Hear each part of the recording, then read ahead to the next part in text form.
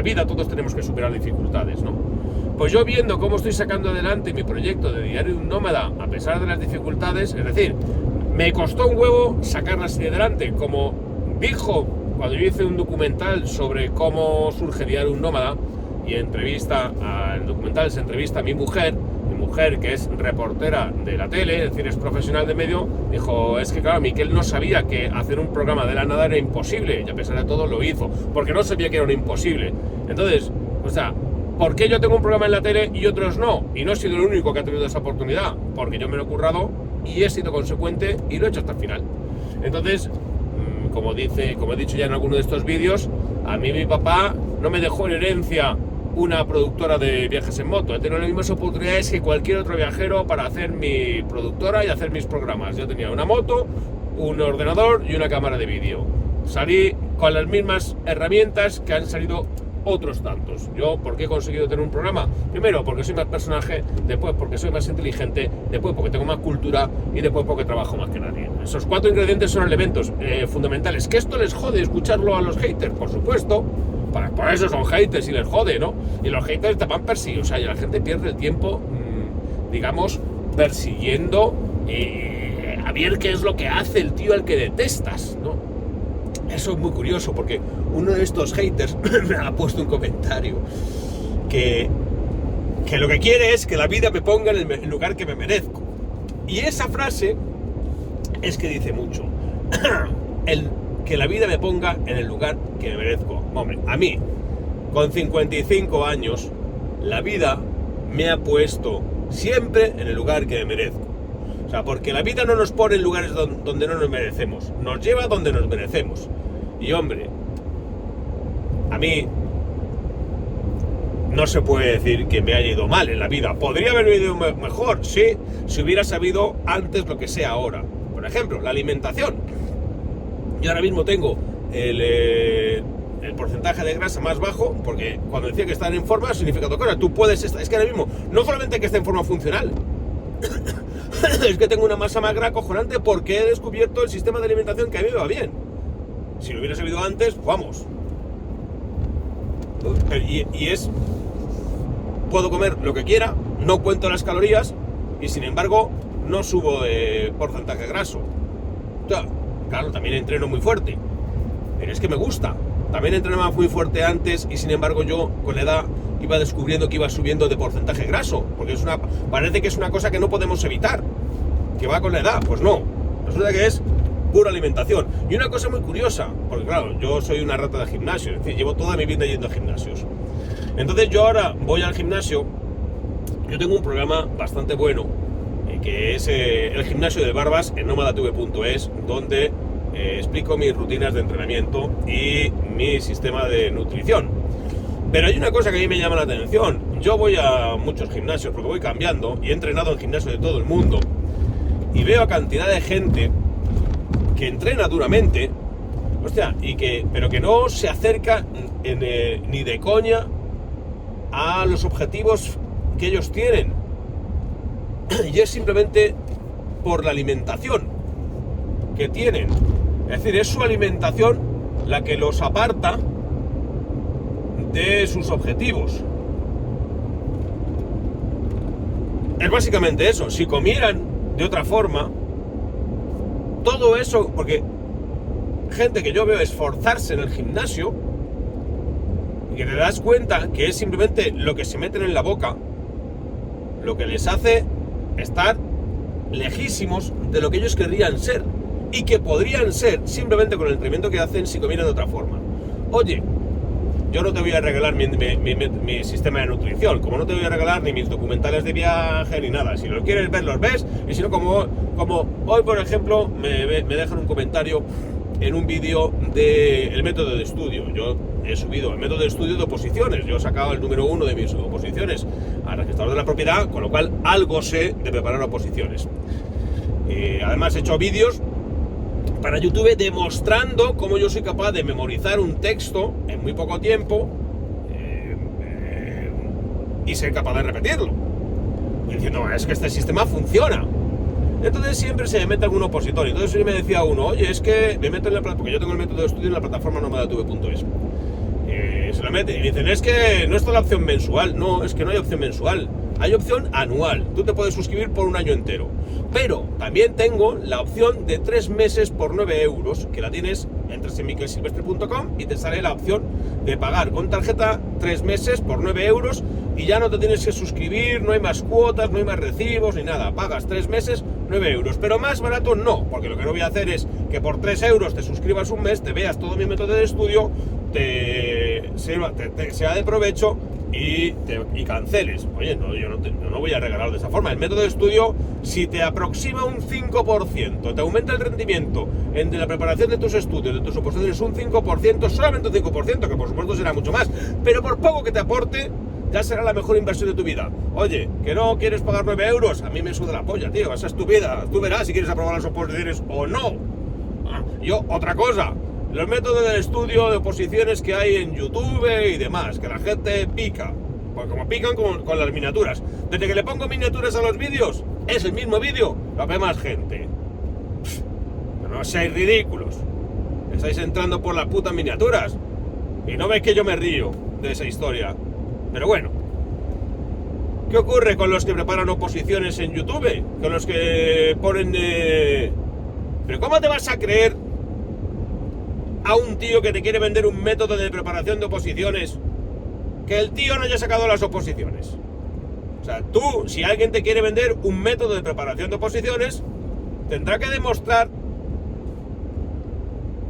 su eficacia. Es decir, ¿cómo te voy a decir yo que tengo un método infalible para sacarse las oposiciones de policía, de notario, de juez, de registrador? Y yo, a lo único que me dedico es a hacer este curso. O sea, pero no seas cantamañanas, no te creas. Luego dices que os molesta, que os engañe. Yados, pues es que sois tontos. A ver, si yo tengo un método infalible de preparar oposiciones, no voy a estar vendiendo cursos para opositores, voy a ser notario. No le veis la lógica. Es como si yo te digo, tengo un método infalible para tener un porcentaje de grasa bajo en el cuerpo y resulta que tengo barriga. Oye, tío, no pasa nada por tener barriga, pero no me vendas una milonga. Entonces, ¿cómo me vas a vender un curso de oposiciones si tú no has sacado unas oposiciones? Hombre, sacar unas oposiciones no te garantiza que mi curso sea bueno. Lo que pasa que, como yo te lo demuestro en los vídeos, mi curso es bueno. ¿Por qué? Porque yo no es que he sacado unas oposiciones, es que las he sacado brillantísimamente. Y después me puse a estudiar de nuevo el grado de Geografía e Historia y voy sacando mis asignaturas con buena nota, dedicándome a un montón de cosas más. Pero bueno, no quería hablaros de esto. Yo quería hablaros, por ejemplo, de viajes, ¿no? Pues mira, hay un viaje que a mí me ha marcado, que yo creo que es el viaje que más me marcó. Evidentemente, el viaje que más me ha marcado, digamos, desde el punto de vista profesional, ha sido el viaje de cruzar África de norte a sur para escribir el libro Un millón de piedras. Ese es el viaje que más me ha marcado porque fue mi primera gran aventura. Es decir, tú coges un oficinista, deja el registro de la propiedad, se compra una moto vieja en Nairobi y se va sin papeles con esa moto, empieza a cruzar fronteras y acaba cruzándose toda África. Pues evidentemente esa es una historia que marca. Y eso es lo que me convirtió a mí en aventurero. Porque claro, si tú haces eso con 39 años y sufres accidentes, sufres extorsiones en fronteras, sufres algún robo, sufres enfermedades y tú superas todo eso por tus huevos sin haber sospechado jamás que tú eres capaz de hacer esa pedazo de aventura. Cuando yo volví de África, yo ya era registrador de la propiedad y mi padre estaba muy contento de que yo fuera registrador de la propiedad. Bueno, pues cuando yo volví de África, que fue de mis primeros viajes, mi padre me dijo, autoridad, me dijo, ahora sí que has hecho algo importante, porque él había sacado las oposiciones de registro antes que yo, pues yo si no, no se me hubiera ocurrido preparármelas, pero él nunca se ha cruzado África en moto, y entonces él me dijo, ahora sí que has hecho algo importante, algo que muy pocos pueden hacer. Entonces, para mí fue un viaje trascendente. Y claro, el libro de Un millón de piedras cambió mi vida, en el sentido que me hizo conocido dentro de este mundo. Pero ¿qué ocurre? Ese es un viaje importante. Luego otro viaje muy importante, desde el punto de vista profesional, es el viaje de la vuelta al mundo en moto, que es distinto. El libro es tan bueno como Un millón de piedras, pero es 3 veces más gordo. Pero, ¿por qué es importante desde el punto de vista profesional? Porque claro, es un proyecto que yo ya hago sabiendo que soy un viajero. Es decir, yo ya me he cruzado, he viajado por 60 países, he cruzado África, he cruzado Asia Central, he dado la vuelta completa al Mediterráneo por Oriente Medio. Entonces yo planeo, diseño una vuelta al mundo en moto siguiendo la ruta de los exploradores olvidados. Es decir, con un objetivo que es seguir o pisar las sendas que hayan recorrido exploradores españoles del pasado.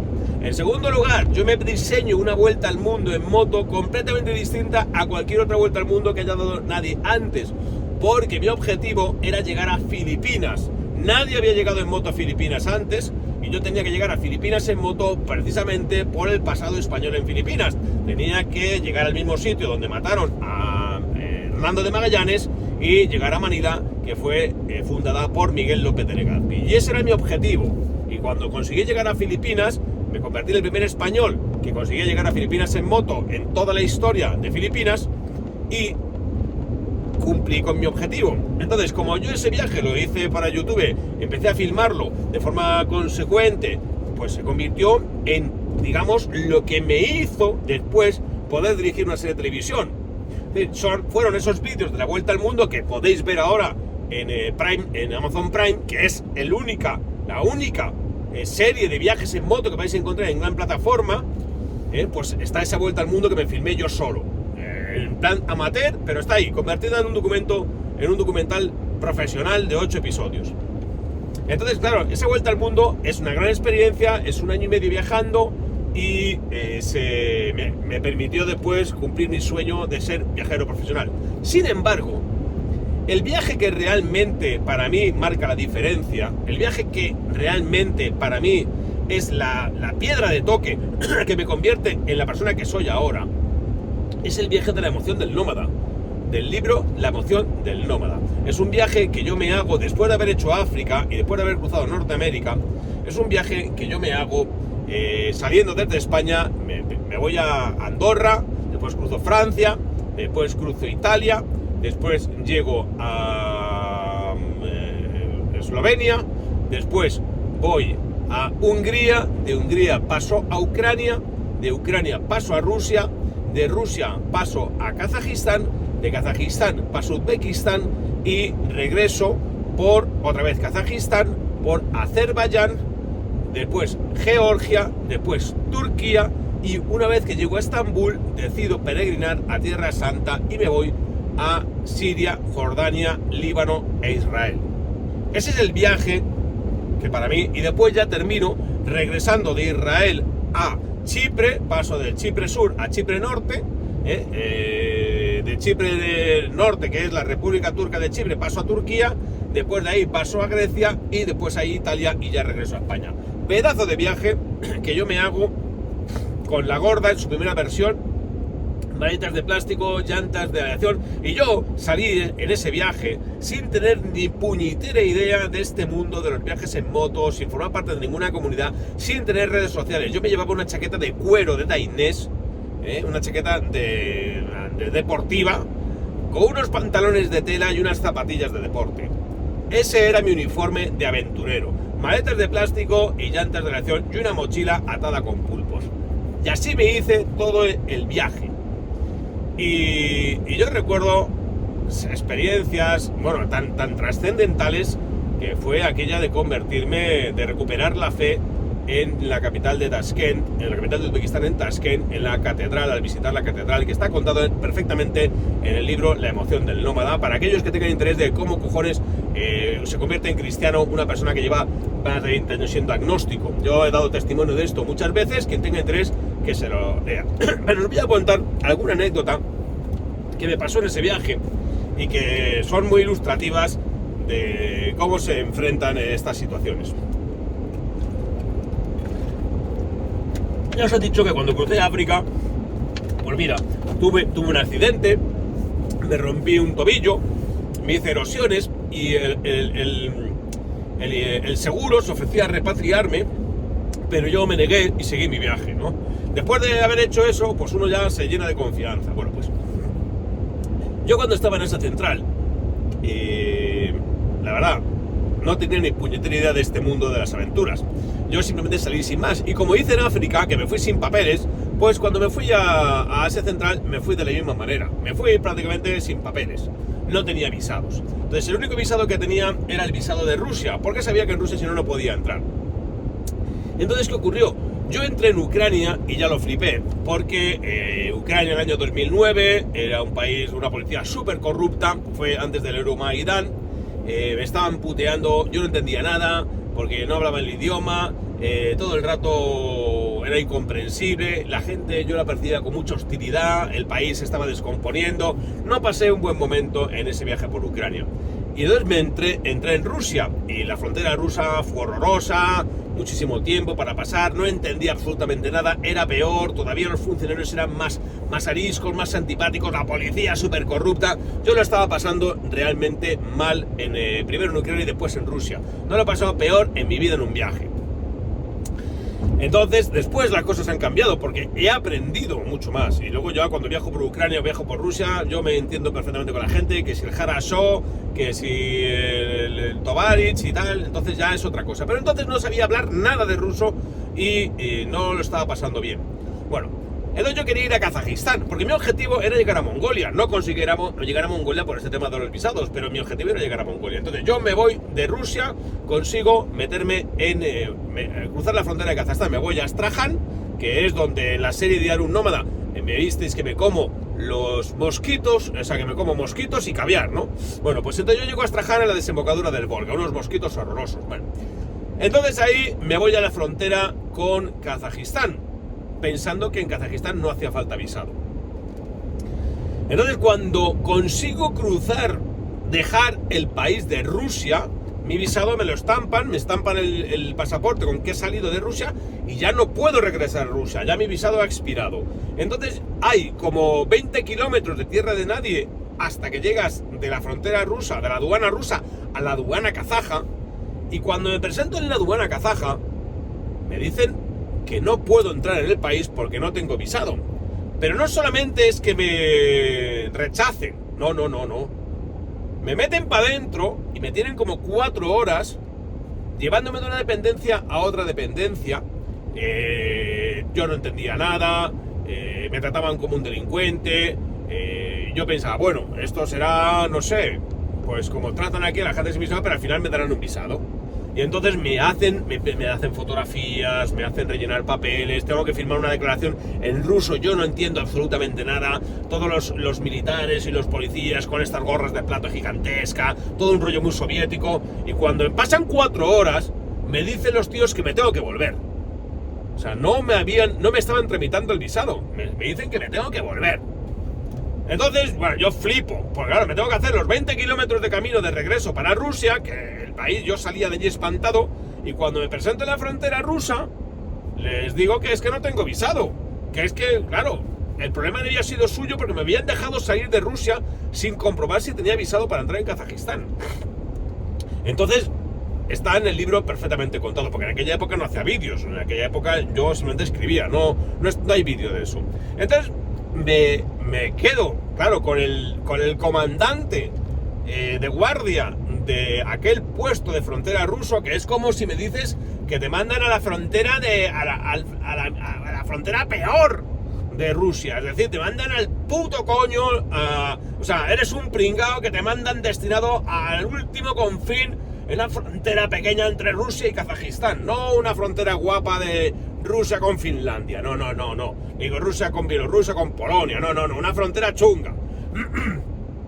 Entonces, el tío, claro, no hablaba nada de inglés, yo no hablaba nada de ruso, y entonces el tío lo que me vino a decir, tampoco había traductores en aquella época, me viene a decir es que, oye, es que nadie te quiere en esa central. Y le dije, ya, nadie me quiere en esa central, pero el problema es tuyo también, porque yo estoy aquí, algo tenemos que hacer. Entonces, el tío, al final, porque además era domingo, no había dónde ir, entonces el tío me dijo, bueno, pues vete para Astrakhan. Entonces me dejó entrar en el país, o sea, pude entrar en Rusia sin visado. Entonces, claro, yo me voy para la ciudad de Astrakhan y a mí no se me ocurre otra cosa que decir, bueno, pues tengo que irme voy a buscar un buen hotel. porque en todos los hoteles donde yo iba, lo primero que hacían era pedirme el passport, pero en los hoteles, te trataban como, en fin, como si fueran policías. Entonces yo me voy a un buen hotel y entonces enseño el passport y me dan la habitación, y cuando estoy en la habitación me llaman y me dicen que han comprobado en el hotel que no tenía visado, que ya tenía la habitación y que por tanto no me podía ir, pero no me iban a echar, pero que si hubieran dado cuenta que no me hubieran dado la habitación. Entonces dije, menos mal, porque si no, tal. Bueno, pues el lunes siguiente, es decir, al día siguiente, me voy al departamento de inmigración de la ciudad. Bueno, cuando llego al departamento de inmigración de la ciudad, ya todos sabían que había un español sin visado en Astraján. Entonces, bueno, y ahí sin embargo, mi experiencia empezó a cambiar. Hay dos anécdotas contadas en el libro que son muy buenas, pero en fin, no voy a contar una de ellas, voy a contar simplemente esta. Entonces, yo llego allí por la mañana y entonces me encuentro en una oficina, el departamento de inmigración, y todo eran tías.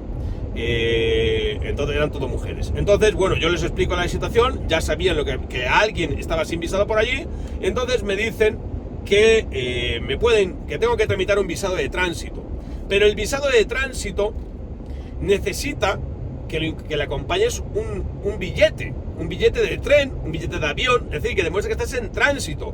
Y yo le digo, pero es que voy en moto. Y dice, ya, bueno, pero es que para cumplir el expediente hay que conseguir el puto billete. Entonces dije, ¿dónde consigo un billete? Y me dice, pues me dijo la comandante, ¿no? Porque, claro, luego llegué por la tarde a esa misma dependencia y todas las mujeres que yo he visto estaban vestidas de uniforme. O sea, de uniforme militar. O sea, impresionaba un huevo. Entonces la tía me se apiadó de mí y me llevó a una oficina de autobuses. De allí me compró un billete de autobús para Kazajistán. O sea, iba de Astraján hasta Beino o hasta Aktau, la primera ciudad que hubiera en Kazajistán. Y entonces incorporamos ese billete de autobús al expediente y entonces me dieron un visado de tránsito. Con ese visado de tránsito yo podía salir de Rusia. Pero lo que pasó es que mientras estaba tramitando ese visado de tránsito para salir de Rusia, que me hubiera permitido regresar hacia Occidente, pensando, bueno, ya he tenido aquí bastante aventura en este país de mierda, pues yo al mismo tiempo me puse en contacto con mi amigo Alejandro Terrón, que era el socio de BDO, que BDO es esta empresa es una empresa de auditoría que llevo en el casco, BDO. Bueno, pues BDO tiene oficinas por todo el mundo, ¿no? Entonces, el patrocinio en ese momento consistía simplemente en que yo me ponía una pegatina de ellos y entonces que podía ir a pedir ayuda a estas oficinas. Entonces yo llamé a mi amigo y le dije, tío, me está pasando esto. Y me dijo, bueno, voy a hablar con los de BDO de Rusia. Y entonces, no, con los de BDO de Kazajistán. Entonces, los de BDO de Kazajistán llamaron al consulado de Kazajistán en Almaty, no, en Astraján, y les dijeron que me tramitaran el visado de Kazajistán. Entonces, el mismo consulado que me había mandado a tomar por culo esa misma mañana, después me recibió y me dieron el visado. Y entonces yo me encontré, de repente, en Rusia, en Astraján, con dos visados. Tenía el visado ruso de tránsito que me permitía salir en 3 días del país, podía ir hasta Occidente, y tenía también el visado de Kazajistán, con lo cual podía utilizar ese visado ruso para salir hacia Kazajistán. Y yo sabía que si me iba hacia Kazajistán me iba a encontrar con la misma película para cruzar Kazajistán, para entrar en Uzbekistán, para tal y para cual. Y en ese momento yo me hice la misma reflexión que me hice cuando en África tuve el accidente. ¿Qué es más lógico? ¿Qué es más sensato y razonable? ¿Volver a mi casa o seguir viaje? Igual que cuando yo tuve el accidente, lo más sensato y lo más razonable era volverme a mi casa aprovechando la repatriación que me ofrecía el seguro. Teniendo en cuenta la experiencia que había tenido en Rusia, lo más razonable era volverme a mi casa, coger el visado de ruso, de tránsito, e ir hacia Ucrania y salir del país, y volverme a Europa. Pero dije, ¿qué cojones? Hemos llegado hasta aquí, solo se vive una vez, vamos para Kazajistán. Y a partir del momento que tomé esa decisión, yo entré en Kazajistán, me encontré, ya lo habéis visto en los documentales, un territorio lleno de baches. Me acuerdo que lo primero que hizo fue saltar el top case por los aires en el primer bache, se fue todo tomado por saco. Pero yo, a partir de ese momento, mi viaje cambió por completo. O sea, flipé en colores, me encantó Kazajistán, me encantó Uzbekistán. Y ahí fue cuando decidí convertirme en viajero profesional, porque yo quise, a partir de ese momento, seguir viviendo esas experiencias sin tener que volver porque me quedara sin dinero. Es una reflexión que tuve en Samarcanda. Estaba borracho, me había salido de cena, había vuelto a la habitación del albergue, estaba mirando el techo de madera del albergue, diciendo, joder, qué bien, qué feliz soy. Digo, yo no quiero que esto se termine, quiero seguir así. Y quiero seguir así sin tener que temer la fecha de regreso porque me quede sin pasta, porque tenga que ir a trabajar. Digo, quiero que esto sea mi trabajo. Estoy convencido que si cuento buenas historias, que si cuento la historia que estoy viviendo, voy a poder vivir de esto, voy a poder seguir viajando. Porque yo, hombre, si yo mi objetivo hubiera sido ganar dinero, hubiera seguido trabajando de registrador. Pero yo en ese momento lo que quería era vivir viajando. Y entonces así me convencí y por eso decidí hacerlo. Y entonces eso está contado en el libro La emoción del nómada. Y luego, después de ese momento, en Tashkent, es cuando recupero la fe por las experiencias que estoy teniendo tan impresionantes. Entonces, claro, he vivido tantas cosas, han sido tan intensas que me apasiona esta forma de vida. Y entonces yo soy muy feliz. Entonces a mí cuando lees algún hater gilipollas que dice que la vida te ponga en tu sitio, pues sí, la vida ya me pone en mi sitio. Es que me lleva poniendo en mi sitio todo este tiempo. O sea, me lleva poniendo en mi sitio de una forma que estoy alucinando. O sea, de que le doy gracias a la vida por el sitio que me ha reservado. Entonces yo, no sé, creo que... Además, no sé, creo que estoy justo en la medida, porque si fuera más famoso, sería un puto coñazo. Pero yo he conseguido hacer un trabajo audiovisual, de compartir mis historias en mis libros, en la tele, ahora en nomadatv.es, siendo reconocido, conocido. La gente cuando voy por ahí pues me saluda y tal, es amable, pero no me dan el coñazo. Entonces... tampoco nadie va indagando, va buscando, va hurgando ahí a ver qué hago, qué digo, qué opino. O sea, me dejan en paz. Yo me puedo permitir el lujo de decir las cosas que me da la gana. Estos vídeos, por ejemplo, tienen una repercusión mínima. Yo me sobro, hablo mal de los haters, bloqueo peña, me permito el lujo de ser como soy y de mostrarme como soy sin temor a si me van a entender, no me van a entender, si me van a hacer una campañita. ¡Ande, que den por culo las campañitas! En fin, tíos, yo os recomiendo que sigáis mi ejemplo. Pero oye, que no lo queréis seguir, pues no lo sigáis. Que no queréis ver los vídeos en nomadatv.es, pues no los veáis. Aquellos que los ven y forman parte de mi comunidad ya se dan cuenta de lo que mola esto. Porque esto es de verdad. Y yo creo que en esta vida lo más importante es ser de verdad. Porque solo tenemos una puta vida. Solamente hay una vida. Lo pues ya veremos. Porque yo no soy creyente porque piense o me dé miedo a la muerte y piense que necesito que haya una esperanza en el más allá. No tengo miedo a la muerte porque sé que en el momento en que me muera, yo lo que tengo miedo es a la muerte de mis hijos antes que yo. Eso tengo miedo. Porque es antinatural. Yo quiero que mis hijos me sobrevivan. Yo quiero morir antes que mis hijos. O sea, y eso es una de las cosas también más bonitas de tener hijos, que es en ese momento te das cuenta que hay unas personas que deseas que vivan más que tú. Pues yo no tengo ni... Yo, por ejemplo, cuando rezo, yo soy un creyente muy trabiliario. Yo también, no sé, yo no pido nunca nada. Hombre, yo ahora cuando bendigo la mesa, porque yo suelo bendecir la mesa, pero para mí, pido siempre por las personas que me importan, por la salud de las personas que me importan. Pensando sobre todo en mis hijos y en mis padres, ¿no? Y bueno, en mis hermanas. Pero no pido por mí. Yo, cuando le rezo a mi Dios, en mi forma, yo no pido por mí. Yo simplemente doy gracias. Yo digo, gracias, Dios mío. Tío, gracias por todo lo que estoy viviendo. Pero no le pido que concédeme este deseo. No, eso no se hace. Además lo tengo escrito en los libros. Y en La Vuelta al Mundo hay un momento, hay un fragmento muy bonito que se titula Dios me tiró de la moto, que bueno, espero que el que lo haya leído y el que no lo haya leído, pues igual, como otras anécdotas que hay sobre este tema de la religión en la emoción del nómada, pero en la vuelta al mundo, en el Dios me tiró de la moto, explico perfectamente esto, cómo nunca le pido nada, y la única vez que le pedí algo fue porque me estaba jugando la vida en Indonesia, estaba lloviéndome, estaba tal, y entonces dudé y Dios me tiró de la moto. Pero bueno, eso, el que tenga interés que se lo lea y que no, pues nada. Sin la ignorancia se vive muy bien. Así que nada, rock and roll.